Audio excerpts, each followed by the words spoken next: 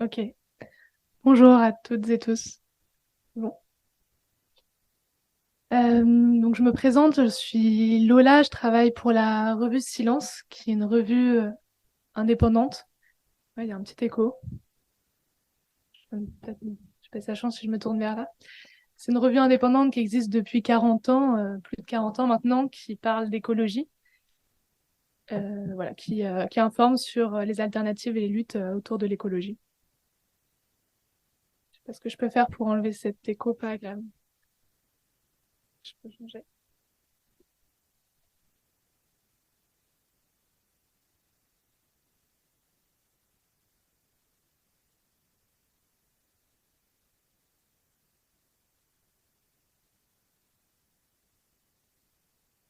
Est-ce que c'est mieux? Ça a l'air mieux.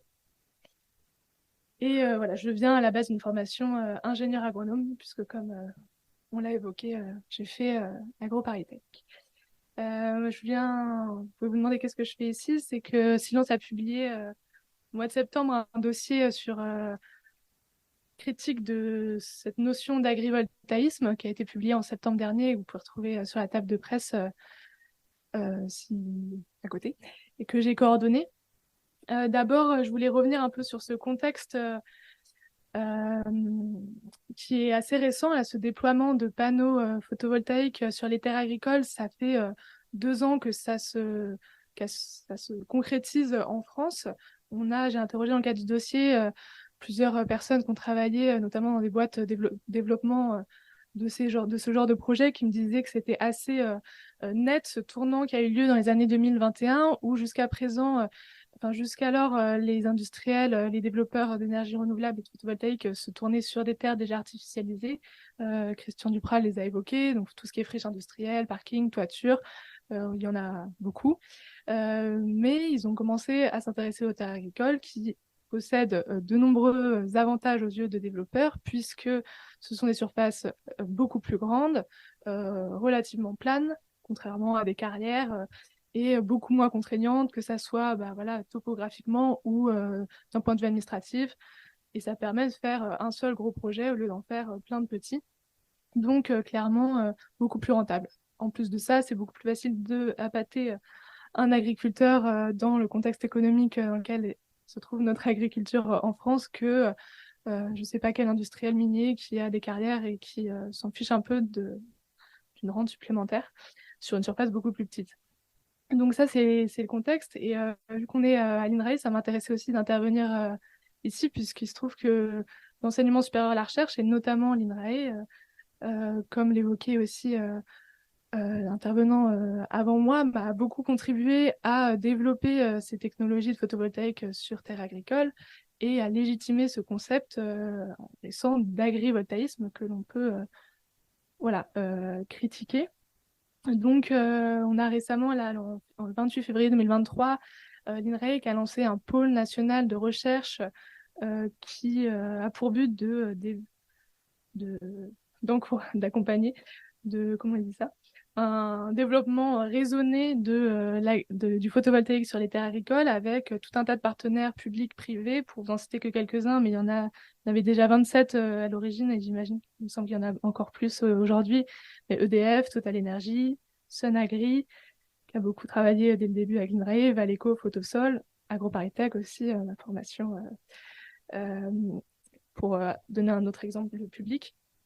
Et ça, c'est la continuité, on va dire, de partenariats de recherche qui ont été élaborés depuis donc 2009, avec ce premier partenariat avec ce groupe SunAir, qui a été élaboré par l'INRAE et qui continue qui a duré plus de 10 ans.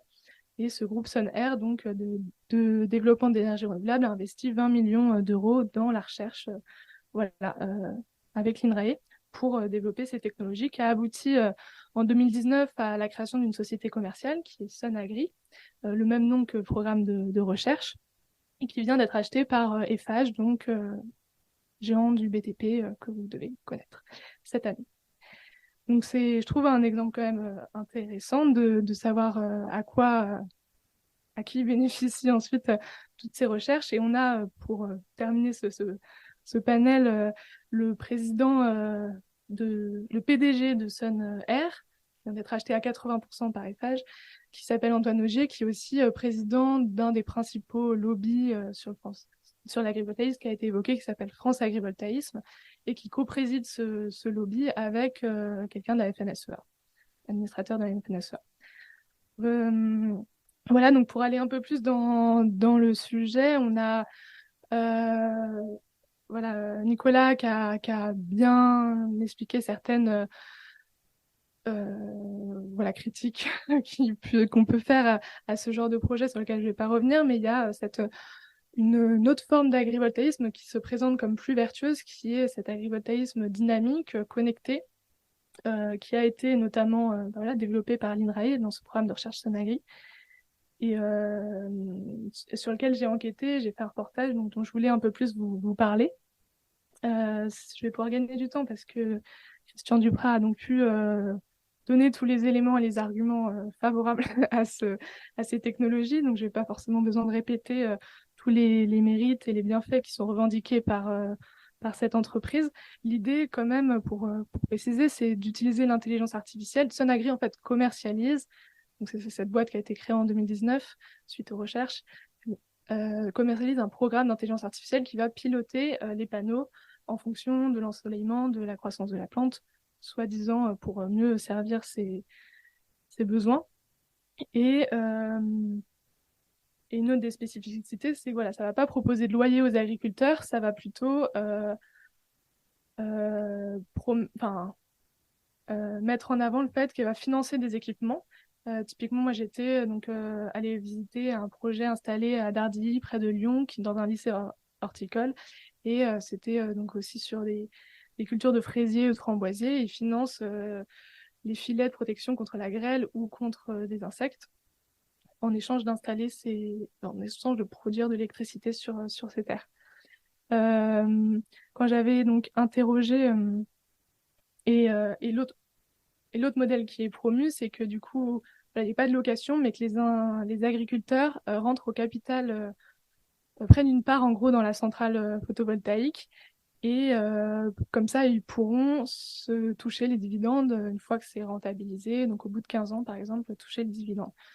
Quand on sait le coût de ces installations, hein, Cécile Maglierini, qui était la déléguée générale, me parlait d'1 million d'euros par hectare pour implanter ces technologies d'ombrières, de panneaux dynamiques et connectés. Voilà, on imagine bien qu'il faut avoir soit beaucoup de sous ou alors s'endetter et que ça maintient un certain système qui aujourd'hui met à mal beaucoup de paysans et paysannes. Et alors, il y a beaucoup de bienfaits agronomiques qui sont revendiqués par cette entreprise Sonagri. Protection contre, on l'a dit, la grêle, la sécheresse, réduction de la consommation d'eau. Quand on va voir voilà, le site, le résultat de leurs études, ça peut paraître très séduisant, honnêtement, et assez impressionnant. Ce qui est beaucoup moins dit, c'est l'effet sur le rendement. Et là, pour le coup, on a voilà, une démonstration. Enfin, en effet, on peut pas nier que faire de l'ombre sur des cultures, ça va forcément impacter le rendement. Alors, forcément, si on fait moins d'ombre, ça impacte un petit peu moins. Mais du coup, quand ça c'est beaucoup moins affiché, mais quand j'ai interrogé Cécile Maglierini, elle reconnaissait qu'en effet, il n'y a pas d'augmentation du rendement, c'est pas magique. Donc au mieux, ils ont réussi à ne pas faire baisser le rendement, mais que concrètement, dans les projets, il y a toujours une baisse de 5 à 10% du rendement, et sans parler des zones qui sont plus cultivées parce que pistes, tout ce qu'on a évoqué. Ça aussi, c'est souvent passé sous silence et on a tendance à l'oublier. Donc cette idée en fait d'agrivoltaïsme qui se base sur le fait que ça va rendre un service à l'agriculture, qu'il n'y aurait pas de baisse de rendement, même que limite ça va améliorer la production, c'est là où il y a pour moi une incohérence, puisque dans les faits, ça se passe pas comme ça. Et c'est là où je trouve cette notion très, très problématique. Une autre chose, je regarde juste là, qui m'avait pas mal marqué quand j'avais fait cette enquête sur Soningri. J'étais allée donc rencontrer la déléguée générale à Lyon. Donc voilà, il faut savoir que le principe, c'est de faire ce système, ce programme d'intelligence artificielle qui va piloter des projets, des panneaux solaires un petit peu sur des projets partout en France depuis un centre de supervision basé à Lyon. Et quand j'étais allée la rencontrer, je trouvais que c'était assez révélateur de quelle vision de l'agriculture portent voilà, ces entreprises-là. Donc d'abord, elle était honnête, elle reconnaissait que c'était pas... enfin, elle était assez, on va dire, lucide sur le fait que c'était pas, en effet, de l'agriculture paysanne, qu'elle se situait dans une agriculture voilà, industrielle, conventionnelle. Et ensuite, quand je lui ai demandé un petit peu quelles, quelles étaient, donc pour pouvoir faire de l'intelligence artificielle, il faut avoir tout un tas de données avec plein de capteurs extrêmement précis qui vont mesurer la croissance des feuilles, tout un tas de données, l'ensoleillement évidemment, la température, l'humidité, de façon extrêmement précise et en permanence. Et là est testé des caméras infrarouges qui détectent le début de la floraison et elles-mêmes me, me- se, a soulevé la question de c'est quoi le mieux entre les yeux de l'agriculteur et les yeux de la caméra. Et clairement, là, ils sont en train d'expérimenter les caméras infrarouges, quoi. Donc, je trouve que voilà, ça donne des éléments. Et un peu plus tard dans l'entretien, je lui ai demandé, mais alors, cette électricité qui est produite sur ces centrales photovoltaïques, où est-ce qu'elle va ensuite? Et là, elle me disait, bah oui, en effet, aujourd'hui, les agriculteurs n'ont pas de besoins énormes en électricité, donc ça part dans le réseau. Mais à l'avenir, ce qu'on pourrait tout à fait imaginer, c'est de brancher un robot sous la centrale pour qu'elle puisse travailler sous la structure. Donc c'est voilà, une certaine vision de l'agriculture qui peut avoir sa propre logique en soi. On va faire de l'électricité pour mettre des robots dans les champs et ça va répondre à la disparition, au départ à la retraite de tous les paysans et paysannes. Et peut-être que ce matin, je n'étais pas là. Il y a des gens qui peuvent être d'accord avec cette vision-là, mais en effet, c'est assumer qu'on remplace les paysans paysannes par des robots, par des serveurs, par des caméras. Et c'est ça pour ce que j'ai vu en tout cas de la vision qui était associé à cet agrivoltaïsme connecté qui se présente comme plus vertueux pour l'agriculture. Euh, ouais. J'avais quelques autres éléments si je peux en rajouter. Euh, voilà, il y avait aussi, donc j'avais pu aller sur une zone expérimentale où ces technologies Sonagris sont expérimentées. Ça venait d'être implanté dans ce lycée horticole à Dardy, près de Lyon. Une des premières choses qu'on m'a dit quand je suis allée voir. Donc, j'ai vu le directeur du lycée horticole et aussi un salarié qui travaillait concrètement sous la structure où c'était des fraisiers et des framboisiers. Il me disait, mais, enfin, il m'a dit, c'est clair que c'est pas joli. Alors, peut-être que nous, citadins, je viens aussi d'une ville, même si je suis pas de Paris, ça peut paraître dérisoire, mais en fait, moi, ça me fait penser les discours que j'ai entendus des paysannes et paysans qui en fait défendent un rapport sensible au vivant et c'est aussi ça qui est défendu dans leur métier. Donc c'est sûr que travailler sous des tonnes de métal, c'est pas tout à fait la même chose.